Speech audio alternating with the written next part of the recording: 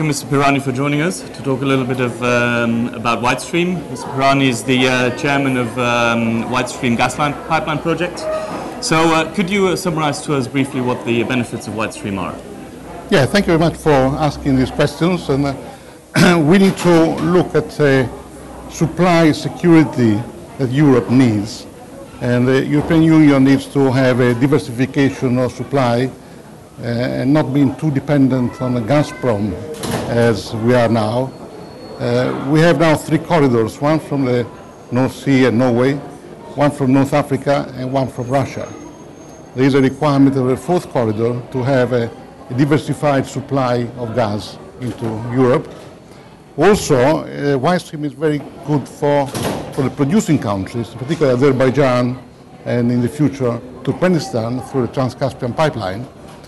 And the reason for that is also those countries will want to have diversification of export. So the flagship for Europe is Nabucco, but as we had discussions with SOCAR and other producers, they would like to see an additional pipeline, in addition to Nabucco, to have a diversification of export routes.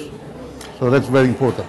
And do you actually think Azerbaijan has enough capacity in the next 10 years to supply 2 major gas routes like Nabucco and White Stream? Well, yes, we had recent developments where in addition to Shah Deniz, which is coming on stream in the next few years, there are other developments coming up like Total, Afsharon and others.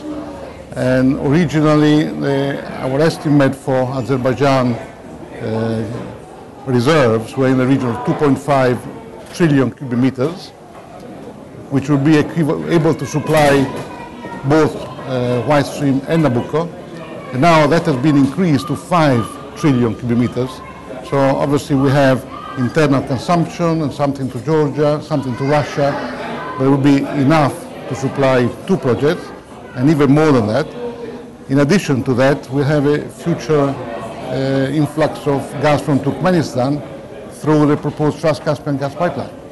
So we don't see any problem with the availability of gas, and we don't have any problems on the demand for gas in Europe.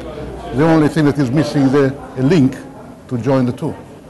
Okay, thank you. And what would be the key challenges that remain to implement the pipeline, and who would you see as your targeted companies to partner up with the pipeline?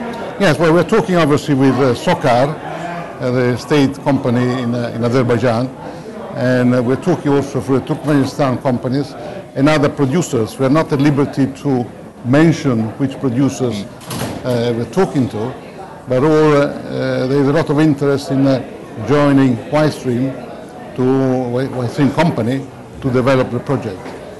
So the challenges are obviously financial. It's an expensive project, although not more expensive than Nabucco. I would say cheaper than Nabucco initially. And there are geopolitical issues on the crossing of the Caspian and crossing the Black Sea. But we can see that these problems are all solvable.